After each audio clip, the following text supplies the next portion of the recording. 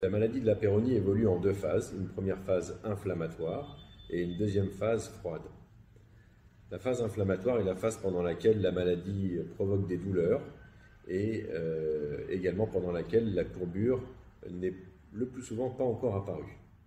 Cette phase inflammatoire peut faire l'objet d'une prise en charge, notamment à l'aide d'anti-inflammatoires de type célécoxib. Il s'agit d'une famille à part parmi les anti-inflammatoires, dont il faut s'assurer que l'on ne présente pas de contre-indications avant de les prendre. Néanmoins, ces traitements sont assez efficaces pour mettre fin aux douleurs et limiter les risques d'une évolution défavorable concernant la forme de la verge.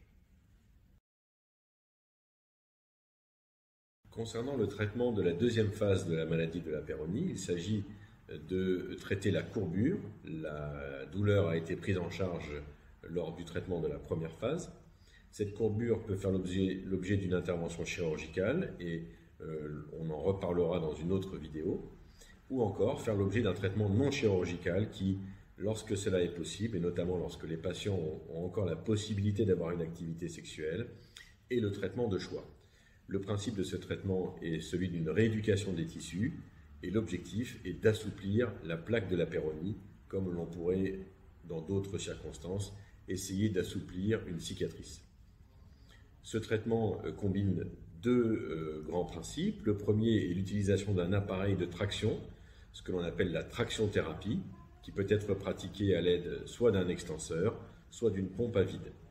Ce traitement de traction-thérapie est associé à des injections intralésionnelles, donc des injections dans la plaque de la Peyronie. Ces injections peuvent être pratiquées à l'aide du Xiapex, qui est une collagénase dont on reparlera, également à l'aide du PRP, qui est le traitement actuellement le plus répandu, mais également à l'aide d'injections d'isoptine, traitement plus ancien, mais qui garde tout son intérêt dans la prise en charge de cette maladie. À bientôt.